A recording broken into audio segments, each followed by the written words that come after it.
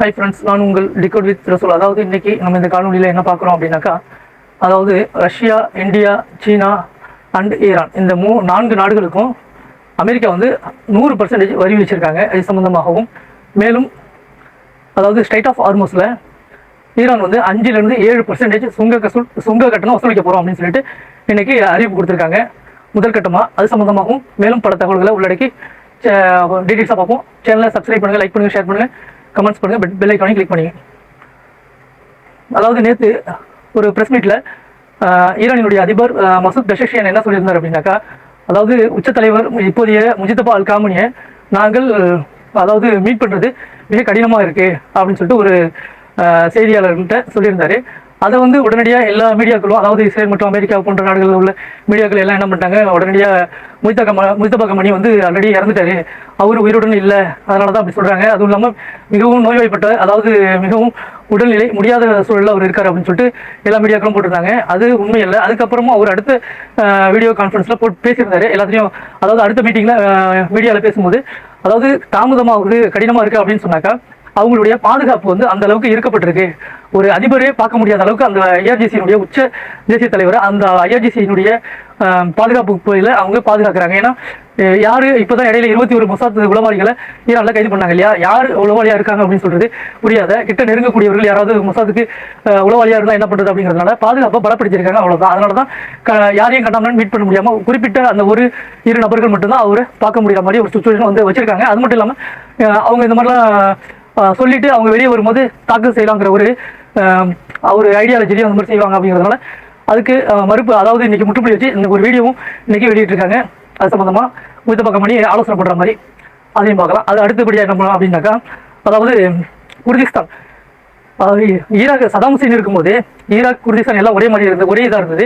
இன்னைக்கு பார்த்தீங்கன்னா அந்த குர்திஸ்தானை தனியாக பிரித்து ஒரு தனி நாடாக அமெரிக்கா வந்து பிரித்து அவங்கள்ட்ட கொடுத்துருக்காங்க. அது மட்டும் இல்லாமல் அங்கே இருக்கக்கூடிய அதிபர் இன்றைய நிலைவிடத்தில் உள்ள அதிபர் அர்சானி, அவருடைய பேர் வந்து மசூத் பர்சானி அவர்கள் என்ன சொல்லியிருக்காரு அப்படின்னாக்கா, எங்களுக்கு வந்து ஈரானுடன் போர் செய்வதோ அல்லது தரைவழி தாக்குதல்களில் அவங்களுக்கு எதிராக செயல்படுறதுலேயே எங்களுக்கு விருப்பம் இல்லை, அவங்களுக்கு எதிராக நாங்கள் செயல்பட மாட்டோம் அப்படின்னு சொல்லிட்டு இன்னைக்கு உறுதிப்பட வாக்குமூலம் மாதிரியே கொடுத்துருக்காரு. ஏன்னா சுலைமானியா குர்திஸ்தான் பகுதிகளில் மிக கடுமையான தாக்குதல்களை ஈரான் நடத்திக்கிட்டு தான் வந்துட்டு இருக்காங்க. ஏன்னா அமெரிக்காவினுடைய பேச்சு கட்டி இவங்க வந்து குர்திஸ்தான் வந்து அந்த பயங்கரவாத குழுக்கள் ஈரானுக்கு எதிராக செயல்பட்டு வந்துட்டு இருந்தாங்க. இடையில தரைவழி தாக்குதல் கூட ஈடுபடுறதுக்கான வாய்ப்புகள் இருந்தது அப்படின்னு சொல்லிட்டு சொல்லப்பட்டாங்க. அதனால அவங்க தட்டி வச்சுக்கிட்டே இருந்தாங்க. இன்னைக்கு அவர் வாக்குமூலமாகவே இதை வந்து கொடுக்குற மாதிரி கொடுத்துருக்காரு, அறிவிப்பு கொடுத்துருக்காரு. அதையும் பார்க்கணும். அடுத்தபடியாக என்னன்னா, இன்னைக்கு வந்து ஈரான் வந்து ஒரு 9 அம்ச கோரிக்கைகளை இன்னைக்கு கொடுத்துருக்காங்க. அதாவது ஸ்ட்ரைட் ஆஃப் ஹார்மோஸ் சம்பந்தமா இந்த 9 அம்ச திட்டத்தையும் நீங்க நிறைவேற்றினா ஏற்றுக்கிட்டால் மட்டும்தான் எங்களிடம் பேச்சுவார்த்தைக்கு வரணும், இல்லைன்னா இது சம்பந்தமா எதுவுமே பேசாதீங்க அப்படின்னு சொல்லிட்டு திட்டவட்டமா தெரிவிச்சிட்டாங்க. அது என்ன அப்படின்னாக்கா, அதாவது அவங்க எந்த நாட்டு மொழிகள் மூலமாகவும் எங்களை அச்சுறுத்தக்கூடாது அப்படிங்கிறது, ஈரானை அச்சுறுத்தக்கூடாது அப்படிங்கிறதும், மேலும் பார்த்தீங்க அப்படின்னாக்கா எங்களுடைய சகோதரத்துவ நாடான லெபனான், ஏமன், பலஸ்தீன், அதாவது காசா, பலஸ்தீன் மற்றும் ஈரான், ஈராக் ஆகிய நாடுகளில் இருக்கக்கூடிய எங்களுடைய சகோதர குழுக்கள் மேலே எந்த விதமான தாக்குதல்களையும் தொடுக்கக்கூடாது, எந்த வித பொருளாதார தடைகளும் இருக்கக்கூடாது, அவங்களுக்கு வந்து ஃப்ரீடமாக இருக்கணும், அவங்க மேலே எந்த விதமான போர் சூழலும் திணிக்கக்கூடாது, அதையெல்லாம் நிறுத்தணும் உடனடியாக அப்படின்னு சொல்லிட்டு சொல்லியிருக்காங்க. அதே மாதிரி ஈரானிய தொழிலதிபர்களாக இருக்காங்கல்ல, அந்த ஒவ்வொரு தனிநபர் தொழிலதிபர்களில் பொருளாதார தடை வச்சிருந்தாங்க, அது எல்லாத்தையும் உடனடியாக நீக்கணும். அது மட்டும் இல்லாமல் எங்கள் நாட்டுக்கு மேல் உள்ள எங்கள் நாட்டினுடைய பொருளாதார தடைகள் அனைத்துமே நீக்கி ஃப்ரீடமாக ஏற்றுமதி இறக்குமதி செய்யக்கூடிய ஒரு சூழலை ஏற்படுத்தணும் அப்படின்னும், அது மட்டும் இல்லாமல் அந்த ஜிசிசி நாடுகள், அரபு நாடுகளை சுற்றி உள்ள அனைத்து இராணுவ பேஸ்களையும் உடனடியாக காலி செய்யணும், எடுத்துக்கிட்டு சுத்தமாக காலி பண்ணிட்டு போயிடணும் அப்படின்றதையும், மேலும் அந்த ஸ்ட்ரைட் ஆஃப் ஹார்மோஸில் இப்போது முற்றுகையில் ஈடுபட்டிருக்காங்க இல்லையா அமெரிக்காவினுடைய கடற்படை, அது எல்லாத்தையுமே ஒட்டுமொத்தமாக நீக்கி ஒன்றுமே அந்த இடம் ஃபுல்லாக ஃப்ரீ ஆகிடணும், ஸ்ட்ரைட் ஆஃப் ஹார்மோஸ் பழைய நிலைமைக்கு ஃப்ரீ ஆகிடணும். அப்படிலாம் இருந்தால் மட்டும்தான் நாங்கள் சுதந்திரமாக அந்த ஸ்ட்ரைட் ஆஃப் ஹார்மோஸை விடுவிப்போம். அது மட்டும் இல்லாமல் சுங்க கட்டணம் வசூல் பண்ணுறதுங்கிறதுல நாங்கள் பின்வாங்கவே மாட்டோம், சுங்க கட்டணம் நாங்கள் வசூல் பண்ணுவோம். இப்போ வந்து ஏன்னா இவங்களுக்கு ராணுவத்தில் ஐஆர்டிசி ஒருங்கிணைப்பு ஏற்படுத்துகிற கப்பலை இவங்க விடுறாங்க, அந்த பக்கத்தில் அவங்க நின்றுக்கிட்டு இவங்களுடன் ஒருங்கிணைப்பு ஏற்படுத்தினா அவங்க விட மாட்டேங்கிறாங்க. அந்த மாதிரியான ஒரு சூழல் இப்போ அங்கே நிலவிட்டு இருக்கு இல்லையா. அதனால இதையெல்லாம் நாங்கள் சுங்க கட்டணம் வசூல் பண்ணும்போது நாங்கள் ஃப்ரீயாக விட்டுருவோம். அதாவது ஃப்ரீயானா சுங்க கட்டணம் வசூல் பண்ணுவாங்க, எந்த பாதிப்பும் இல்லாமல் போய் வந்துகிட்டு இருக்கலாம் அப்படிங்கிற மாதிரி அவங்க சொல்ல வராங்க. இதை அமெரிக்கா வந்து இன்னும் ஏற்றுக்கொள்ளலை.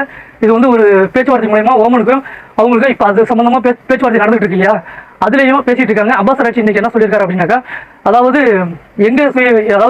எங்க வந்து சுங்க கட்டணம் வசூல் பண்ணல, சுயஸ் கனலில் வசூல் பண்ணுறாங்க, அதாவது பக்கிங் கால்வாயில், பனாமா கால்வாயில் வசூல் பண்ணுறாங்க, அதே மாதிரி துருக்கியும் வசூல் பண்ணுறாங்க. அவங்க எல்லாத்தையும் நிறுத்துங்க, நாங்கள் இதுலேருந்து பின்வாங்குறோம் வசூல் பண்ணாமல் இருக்கும். அங்கே எல்லாத்தையும் நிறுத்திட்டு எங்கள்கிட்ட பேச்சுவார்த்தைக்கு வாங்க இது சம்மந்தமாக. எங்களுக்கு வந்து இது வந்து ஈரானுடைய இது வந்து ஈரானுக்கு சம்மந்தப்படாதது இல்லை. இது எல்லாமே வந்து ஈரானினுடைய டெரிட்டரிக்குள்ளே உள்ள எங்களுடைய மக்களினுடைய உரிமையில் உள்ள பகுதி இது. இதை வந்து நாங்கள் விட்டு கொடுக்க மாட்டோம். எங்கள் மேலே திரிச்ச போருக்கும் எங்கள் மேலே இழைக்கப்பட்ட இழப்புகள், அதாவது இழப்புகளுக்கும் இதன் மூலயமா தான் நாங்கள் ஈடுகட்ட முடியும். அதன் மூலயமா நாங்கள் அந்த பராமரிப்பு செலவுகள் மற்றும் அந்த கப்பல் போக்குவரத்து செக்யூரிட்டி கார்டும் நாங்கள் பாதுகாப்போம் அப்படிங்கிற மாதிரி அவங்க சொல்கிறாங்க. இதுலேருந்து ஈரானியர்களுக்கும் ஈரான் நாட்டுக்கும் இது வந்து அத்தியாவசியம், இது வந்து எங்களுடைய உரிமை அப்படிங்கிற மாதிரி அவங்க இன்றைக்கி சொல்ல வராங்க. இதுலேருந்து நாங்கள் பிட்டு வாங்க மாட்டோம். அது மட்டும் இல்லாமல் இந்த இடையில பார்லிமெண்ட்ஸில் வந்து ஒரு விவாதம் பண்ணி அதை வந்து ஒரு தீர்மானமாக போட்டு நிறைவேற்றிருந்தாங்க இல்லையா. அதுக்கான வந்து இன்னும் முஜ்தபா அல் கமானி வந்து அதாவது முழுவ சைன் கொடுக்கல, ஒப்புதல் கொடுக்கல. அதுக்காக காத்திருக்காங்க. அதில் என்ன சொல்கிறாங்கன்னா, இந்த ஸ்டேட் ஆஃப் ஹார்மஸில் 5% 7% வரையிலும் நாங்கள் வசூல் கட்டணமாக நிர்ணயிச்சிருக்கோம். இது எப்படின்னாக்கா, அந்த சரக்கு ஏற்றிட்டு வரக்கூடிய கப்பல்களில் எந்த அளவுக்கு மதிப்பிலான சரக்கு ஏற்றிட்டு வராங்களோ அந்த மதிப்பை அடிப்படையாக கொண்டு 5% வரையில வசூல் பண்ணுவோம் அப்படிங்கிறதையும் இன்றைக்கி திட்டவட்டமாக அவங்க தெரிவிச்சிருக்காங்க. இது அதாவது இந்த ஓமன் பேச்சுவார்த்தைக்கெல்லாம் அப்பால் பட்டு இது அவங்க அந்த ஒப்புதல் தலைவர் வந்து ஒப்புதல் கொடுத்துட்டாரு அப்படின்னாக்கா இந்த ஓமன் பேச்சுவார்த்தையெல்லாம் அதெல்லாம் தூக்கி போட்டுருவாங்க. இவங்க நேரடியாக அந்த ஸ்டேட் ஆஃப் ஹார்மஸை கண்ட்ரோலுக்கு எடுத்துருவாங்க. அப்படி தான் அவங்க சொல்லிட்டு வராங்க. அது என்ன அப்படின்னா, இப்போ வந்து ஓமன் வந்து இதில் கலந்துக்கிட்டாலும் சரி கலந்துக்கிட்டாலும் சரி அவங்க எப்போ வேணுமோ அமெரிக்கா பக்கம் திரும்பலாம். அதனால் வந்து இவங்க நம்பி முழுசாக இறங்க முடியாது. அப்படிங்கிறதுனால முழு கட்டுப்பாட்டை இவங்க எடுத்துக்கிட்டு காசு அதாவது வசூல் பண்ணுறது வேணா அவங்க பாதியாக அவங்க கொடுக்கறதுக்கான வாய்ப்புகள் இருக்குது அப்படின்னு தான் அரசியல் ஆய்வாளர்கள் கருதுறாங்க. இதையும் நம்ம பொறுத்திருந்து பார்ப்போம். அதாவது அடுத்து பார்த்தீங்க அப்படின்னா, லெபனான் மற்றும் காசா இந்த 2 பகுதிகளையுமே 1லேருந்து 8ஆம் தேதி வரையிலும் மிக கடுமையான வான்வழி தாக்குதல்களை இஸ்ரேல் தொடுத்துக்கிட்டு தான் வந்துட்டு இருக்காங்க. அதே மாதிரி சவுதர்ன் லெபனான் அந்த பகுதிகளிலும் தாக்குதல் நடந்துகிட்டு தான் இருக்குது. அதே மாதிரி அடுத்து ரஃபா மற்றும் ஜபாலியா பகுதிகளில் மிக கடுமையான தாக்குதல்களை இஸ்ரேல் தொடர்ந்து நடத்திக்கிட்டு தான் வந்துகிட்டு இருக்காங்க. பின்வாங்கவே இல்லை. அடுத்து பார்த்தீங்க அப்படின்னாக்கா, அதாவது ரஷ்யா, இந்தியா மற்றும் ஈரான், சைனா ஆகிய 4 நாடுகள் மேலே 100% வரி விதிக்க போகிறாங்க அப்படின்னு சொல்லிட்டு இன்றைக்கி அமெரிக்கா அறிவிச்சிருக்காங்க. அது எதனால் அப்படின்னாக்கா, ஏற்கனவே லிம்சங் கிரகமுடைய ஒரு இறுதிச் சடங்கு நடந்துச்சு இல்லையா. அப்போ வந்து முக்கியமான தலைவர்கள், அதாவது இஸ்ரேல் தலைவர்கள், அமெரிக்காவினுடைய தலைவர்கள், உக்ரைனுடைய தலைவர் எல்லாம் போய் அதில் கலந்துக்கிட்டாங்க. அவருடைய ஆத்மா சாந்தி அடைனா அவர் வந்து ஒரு கனவு கண்டிருக்காரு. அவருடைய கனவு என்னன்னா, ரஷ்யாவுக்கு சாதகமாக யாரெல்லாம் செயல்படுறாங்களோ அந்த நாடுகள் மேலே 500% வரி விதிக்கணும் அப்படின்னு சொல்லிட்டு சொல்லியிருந்தாரா. அதன் அடிப்படையில் தான் இடையில கூட 500%, 250% வரி விதிச்சிருந்தாரு இந்தியா மேலாம். அதாவது டொனால்ட் ட்ரம்ப் அதை அதாவது ஆத்ம சாந்தி அடையணும், அவருக்கு கனவு நினைவாக்கணும் அப்படின்னு சொல்லிட்டு நம்ம வந்து ரஷ்யா கிட்ட வந்து அதிகமாக எண்ணெய் இறக்குமதி இதெல்லாம் பண்ணுறோம் அப்படிங்கிறதுனாலையும், சைனாவும் ரஷ்யா கிட்ட நெருங்கிய பழக்கம் வச்சுக்கிறாங்க அப்படின்னு சொல்றதுக்காலையும், ஈரானும் ரஷ்யாவுடன் நட்புறவுல இருக்கிறாங்க அப்படிங்கிறதுனாலையும், மேலும் இவங்க மேலாம் 100% அதாவது வரி விதிக்கணும் அப்படின்னு சொல்லிட்டு நேற்று செனட்ல ஒரு வாக்கெடுப்பு நடத்திருக்காங்க. இதில் பார்த்தீங்க அப்படின்னாக்கா 86 வாக்குகள் சாதகமான முறையில் அவங்க பதிவாயிருக்கு, 11 வாக்குகள் தான் எதிராக பதிவாயிருக்கு. மொத்தத்தில் வரி விதிக்கிறத முடிவு பண்ணிட்டாங்க. இந்தியா, சீனா, ரஷ்யா மற்றும் ஈரான் ஆகிய நாடுகள். ஏற்கனவே ஈரான் மேலும் மிக கடுமையான பொருளாதார தடைகள்லாம் இருக்குது. அதே மீறி அந்த கருவூலத்துறைகள் வந்து இன்னைக்கு ஈரான் மேலேயும் அந்த பொருளாதார தடைகளை மேலும் அறிவிக்க போகிறாங்க அப்படின்னு சொல்லிட்டு சொல்கிறாங்க. அதையும் பொறுத்து வந்து பார்ப்போம். அதே மாதிரி அதாவது நேட்டோவினுடைய ஜெர்மனி ராணுவ பேஸில் வந்து பார்த்தீங்க அப்படின்னாக்கா இன்றைக்கி 2 ட்ரோன்கள் மர்மமான ட்ரோன்கள் பறந்துருக்கு. அதை வந்து ரஷ்யாவை சந்தேகப்படுறாங்க. ஏற்கனவே பார்த்தீங்கன்னா ஒரு ஏர்போர்ட்டில் உக்ரைனுடைய ட்ரோன் வந்து கண்டெடுத்தாங்க. இது வந்து யாருடைய சதி வேலையாக இருக்கும் அப்படின்னு சொல்லிட்டு இன்றைக்கி ஆய்வு பண்ணிட்டு இருக்காங்க. ஒருவேளை ஜெலன்ஸ்கியோட சதி வேலையா இல்லை உண்மையிலேயே ரஷ்யா தான் இதை அனுப்பிச்சா அப்படின்னு சொல்லிட்டு இன்றைக்கி ஜெர்மனி இன்றைக்கி ஆய்வு பண்ணிட்டு இருக்காங்க. அதே மாதிரி ஒயில்டு பிரிட்ஜில் ரஷ்யாவினுடைய ஒயில்டு பிரிட்ஜில் மிக கடுமையான தாக்குதல்களை 23+ தாக்குதல்களை உக்ரைன் பண்ணிட்டு இருக்காங்க. அதே மாதிரி உக்ரைனுடைய வேர்ஹவுஸ் மற்றும் இந்த துறைமுகம், ஒடிசா துறைமுகத்தை கைப்பற்றும் விதமாகவே இன்னைக்கு கைப்பற்றும் நோக்கத்தோடைய ரஷ்யா வந்து மிக கடுமையான தாக்குதல்களை தொடுத்துட்டு தான் வராங்க. போர் தீவிரமாக 2 பேருக்கும் நடந்துகிட்டு தான் இருக்குது. அதே வருங்காலங்களில் தொடர்ச்சியாக பார்ப்போம். அடுத்து பார்த்தீங்க அப்படின்னாக்கா, அதாவது இந்த ராணுவ ஆய்வறிக்கை, அதாவது இந்த 2 வார காலமாக போர் சூழல் வந்து கம்மியாக இருக்குன்னு பார்த்தோம் இல்லைங்களா. அமெரிக்கா பின்வாங்குறாங்க அப்படின்னு சொல்லிட்டு இந்த 2 வார காலத்தில் அமெரிக்கா வந்து அங்கே உள்ள ராணுவ ஆய்வாளர்களை கூப்பிட்டு ஒரு கூட்டறிக்கை ஒன்று உடனடியாக தயார் பண்ணுங்க அப்படின்னு சொல்லியிருக்காங்க. அது எதுக்கு அப்படின்னாக்கா, இதோட ஈரான் மேலே தாக்கல் செஞ்சு எந்த விதமான ஒரு இதுவுமே எஃபெக்ட்டுமே அவங்களுக்கு கிடைக்கல. ஈரான் அப்பர் ஹேண்டில் தான் நிற்கிறாங்க இல்லையா. அதை வந்து புதுவிதமாக எந்த வகையை தாக்கல் செஞ்சால் ஈரானை வழிக்கு கொண்டு வர முடியும் அப்படின்னு சொல்லிட்டு ஆய்வு பண்ணியிருக்காங்க. அதில் ஒரு ஆய்வு இன்னைக்கு சப்மிட் பண்ண சொல்லியிருக்காங்க. அதை கூட்டறிக்கையில் சொல்லியிருக்காங்க. அந்த என்ன ஆய்வறிக்கையில் என்ன சொல்லியிருக்காங்க அப்படிங்கிறத ஹைட் பண்ணிட்டாங்க, அதை வந்து வெளிப்படுத்தலை. ஆனால் வந்து இன்னொரு லாஸ்ட்டாக ஒரு ட்விஸ்ட் ஒன்று சொல்லியிருக்காங்க. அதாவது இந்த ஐடியாலஜி அவங்க கொடுத்த ஒரு ஆய்வறிக்கை ஒப்புதலில் இந்த தாக்குதல் வந்து உங்களுக்கு பயன் தராவிட்டால், அதாவது இது வந்து செட் ஆகலை அப்படின்னா திரும்பவும் அந்த ஈரானை எந்த விதத்திலையும் உங்களால் கட்டுப்படுத்த முடியல, அவங்க அப்பர் ஹேண்ட் நிலையில இருக்காங்க அப்படின்னாக்கா அடுத்து எப்படியாவது இந்த போர்லேருந்து வெளியாகிறதுக்கான வழியை நீங்கள் தேர்ந்தெடுத்துக்கணும். அடுத்த வழியை உடனடியாக நீங்கள் தேர்ந்தெடுத்துட்டு அதுக்கப்புறம் இந்த தாக்குதல்களை தொடுங்க அப்படிங்கிற மாதிரி. ஏன்னா அவங்கள வழிக்கு கொண்டு வர முடியாதுன்னு அவங்களுக்கே தெரியுது. அந்த வகையில் அடுத்த ஒரு வழி, அதாவது நம்ம ஊரில் சொன்னால் உடனடியாக காலில் விழுந்து ஐயான் மன்னிப்பு கட்டுருவாங்களா, அந்த மாதிரியான ஒரு சூழலுக்கு நீங்கள் ரெடியாக இருந்துக்கங்க. ஏன்னா அதுக்கப்புறம் அந்த போர் சூழலில் ஈரானுடைய அப்பர் ஹேண்ட் தான் வந்துச்சு அப்படின்னாக்கா அமெரிக்கா அது பொருளாதாரமும் சரி அமெரிக்காவும் அழியக்கூடிய சூழலுக்கு போயிடும், மிகவும் பின்னாடி போயிடும். பொருளாதாரம் ரொம்ப சிதைவடையக்கூடிய நிலையில் இருக்குது. அமெரிக்காவினுடைய அழிவு ஆரம்பமாயிடும் அந்த மாதிரியான ஒரு சூழல் ஏற்பட்டா.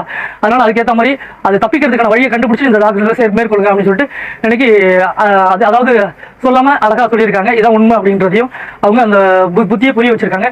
அதனால தான் அமெரிக்கா வந்து கொஞ்சம் பதுங்கி வேலையை பார்க்குறாங்க. அது மட்டும் இல்லாமல் இஸ்ரேல் மூலமாக இந்த தாக்குதல்களை மேற்கொள்வோம் அப்படிங்கிற மாதிரி ஒரு ஐடியாவில் இருக்காங்க அப்படிங்கிறாங்க. ஏன்னா அமெரிக்கா ஈடுபட்டுச்சுன்னா ஜிசிசி நாடுகள் அடிக்கிறாங்க. அதனால இஸ்ரேல் அடிச்சுன்னா இஸ்ரேலுக்கு அவங்களுக்கு தானே சண்டை வரும். இதை வந்து நம்ம வெளியில் நின்று அவங்களுக்கு ஆயுதம் கொடுக்குறதோடு நிறுத்திப்போம் அப்படிங்கிற மாதிரி ஒரு ஐடியாவில் இருக்காங்க அப்படின்னு ஆய்வாளர்கள் சொல்றாங்க. அப்படி இருந்தாலும் ஈரான் சொல்லிட்டாங்க, நீங்க யார் அடிச்சாலும் சரி, இஸ்ரேலா இருந்தாலும் சரி, ஜிசிசி நாடுகளா இருந்தாலும் எனக்கு ஒன்று தான், யார் அடிச்சாலும் நான் இஸ்ரேலையும் அடிப்பேன், ஜிசிசி நாடுகளையும் அடிப்பாங்கிறதுல அவங்க குறியா இருக்காங்க. வரும் காலங்களில் என்ன நடக்குதுங்கிறத பொறுத்து இருந்து பார்ப்போம். அதே மாதிரி பார்த்தீங்க அப்படின்னாக்கா பிஎம்எஃப் படைகள் வந்து சவுதி மேலே தாக்கல் செய்வோம் அப்படின்னு சொல்லிட்டு ஒரு எச்சரிக்கை கொடுத்துருந்தாங்க இல்லையா, அதை வந்து ஈராக் அதிபர் பேச்சுவார்த்தை நடத்தினதுக்கு அடிப்படையில் இன்னைக்கு அந்த தாக்குதல்களை ஒத்தி வச்சிருக்காங்க. இவர் கேட்டுக்கிட்டதற்கு இணங்க அப்படின்னு சொல்லிட்டு பிஎம்எஃப் படை சொல்லியிருக்காங்க. ஏன்னா அதாவது தாக்குதல் செய்யாதீங்கிற சவுதி மேலே அப்படின்னு சொல்லிட்டு பிஎம்எஃப் படைக்கு ஈராக் அதிபர் வந்து இன்னைக்கு அதாவது தடுத்திருக்காரு. அதன் அடிப்படையில் அவங்க ஒத்தி தான் வச்சிருக்காங்களா. அதுவும் என்ன சொல்லியிருக்காங்க அவங்க அப்படின்னாக்கா, அதாவது இந்த தாக்குதல் வந்து நாங்கள் முழுமையாக நிறுத்தலை, நீங்கள் வந்து அமெரிக்கா பேச்சு கேட்டுட்டு இந்த பிஎம்எஃப் படையை கலையிறோம், ஆயுத கலைப்பு செய்கிறோம் அப்படின்னு சொல்லிட்டு ஈராக்குள்ள ஏதாவது நடவடிக்கைகளை மேற்கொண்டீங்க அப்படின்னாக்கா உடனடியாக நாங்கள் வந்து இந்த தாக்குதல்களை மேற்கொள்வோம். அது மட்டும் இல்லாமல் உங்களுக்கு எதிரான செயல்களையும் தாக்குதலையும் நாங்கள் தொடுக்க ஆரம்பிச்சிடும் அப்படிங்கிறதையும் ஒரு எச்சரிக்கையாக கொடுத்திருக்காங்க. அது மட்டும் இல்லாமல் இந்த Yemen Houthis plus Saudi Arabia பிரச்சனைகள் ஓடிட்டு இருக்கு. அதாவது கூட்டுப்படைகளுக்குள்ள ஏமன்லேயே இருக்கக்கூடிய அவங்களுடைய சவுதி அரேபியாவினுடைய கூட்டுப்படைகளுக்கும் ஏமன் ஹவுதிஸ்க்கும் சண்டைகள் போயிட்டு இருக்கு இல்லையா, மிக கடுமையான தரைச்சண்டைகள்லாம் போயிட்டு இருக்கு. அதில் பார்த்தீங்க அப்படின்னா இந்த வரைபடத்தில் 1, 2, 3 ஆகிய பகுதிகளில் மிக கடுமையான தரைச்சண்டைகள் போயிட்டு இருக்கு. 4ங்கிற பகுதிகளிலும் தரைச்சண்டைகள் ஊடுருவல்கள் நடந்துகிட்டு இருக்கு. இந்த தரைச்சண்டைகளை கிட்டத்தட்ட சவுதி அரேபியாவினுடைய கூட்டுப்படைகளுக்கு டஜன் கணக்கானோர் இறந்திருக்காங்க அப்படின்னு சொல்லிட்டு சொல்றாங்க. இருவருக்குமே பாதிப்புகள் இருக்கு. அதுலயும் பாத்தீங்க அப்படின்னாக்கா இந்த சவுதியினுடைய கூட்டுப்படைகள் இருக்கக்கூடிய பகுதிகளை அந்த 1, 2, 3 ஆகிய பகுதிகளை கைப்பற்றும் விதமா ஹவுதிஸ் மிக கடுமையான தாக்குதல்களை தொடுத்துட்டு வராங்க. அதனால ஒருவேளை சவுதி இறங்கிடுமோ அப்படின்னு சொல்லிட்டு யோசனை பண்றாங்க. சவுதியும் மிக உடனடியாக ஆலோசனை பண்ணிட்டு இருக்காங்க. ஹவுதிஸ்க்கு எதிராக தாக்குதல் செய்வது, வான்வழி தாக்குதல் தொடுப்பது அப்படிங்கிற வகையில இன்னைக்கு உடனடியாக ஆலோசனை கூட்டத்தை கூட்டி ஆலோசனை பண்ணிட்டு இருக்காங்க. சப்போஸ் சவுதி தாக்குதல் செய்ய ஆரம்பிச்சிட்டாங்க அப்படின்னாக்கா ஏமன் ஹவுதிஸ் சவுதி மேலையும் கடுமையான தாக்குதல் செய்வாங்க. அதை அவங்க வந்து உறுதிப்படுத்துறாங்க. மேலும் வந்து சவுதி எதுக்கு எங்க மேலும் தாக்குதல் செஞ்சா நாங்கள் எல்லாத்துக்கும் ரெடியாக தான் இருப்போம், வந்து பாருங்க அப்படிங்கிற மாதிரி அவங்க அறைகூலி விடுத்திருக்காங்க. சண்டைகள் தீவிரமாகக்கூடிய சூழல்கள் அங்கே காணப்படுது. அது மட்டும் இல்லாமல் நள்ளிரவில் ஜுபைலில் ஒரு தொழிற்பேட்டையில் ஒரு வெடிப்பு ஏற்பட்டு தீ பரவல் ஏற்பட்டிருக்கு. அது வந்து ஒரு வேளை ஏமன் ஹவுதிஸாக இருக்குமோ அப்படின்னு சொல்லிட்டு சந்தேகப்படுறாங்க. அதையும் வருங்காலங்களில் என்ன நடந்துச்சு அப்படிங்கிறத பார்ப்போம். அது மட்டும் இல்லாமல் அதாவது துருக்கியினுடைய ஃபாரின் மினிஸ்டர் இன்னைக்கு அதான் நேற்று சொன்னதை கருத்து திரும்ப வலியுறுத்தி சொல்லியிருக்காங்க. நாங்கள் போடப்பட்ட இந்த கூட்டு ஒப்பந்தங்கிறது வந்து நேட்டோ பாணியான சேம் நேட்டோ தான் அப்படிங்கிறத, அதாவது அதுக்காக வேண்டி நாங்கள் இந்த இஸ்ரேலியோ அல்லது ஈரானியோ நாங்கள் டார்கெட் பண்ணலை, ஈரானோட நாங்கள் எப்போதுமே பேச்சுவார்த்தை மூலமாகவே எந்த பிரச்சனையாலும் தீர்த்து முடிச்சுப்போம் அப்படிங்கிற மாதிரியும் சொல்லியிருக்காங்க. வருங்காலங்களில் அது சம்பந்தமாக மேலும் பல தகவல்களை பார்ப்போம். சேனலை லைக் பண்ணுங்கள், ஷேர் பண்ணுங்கள், கமெண்ட்ஸ் பண்ணுங்கள். நன்றி, வணக்கம்.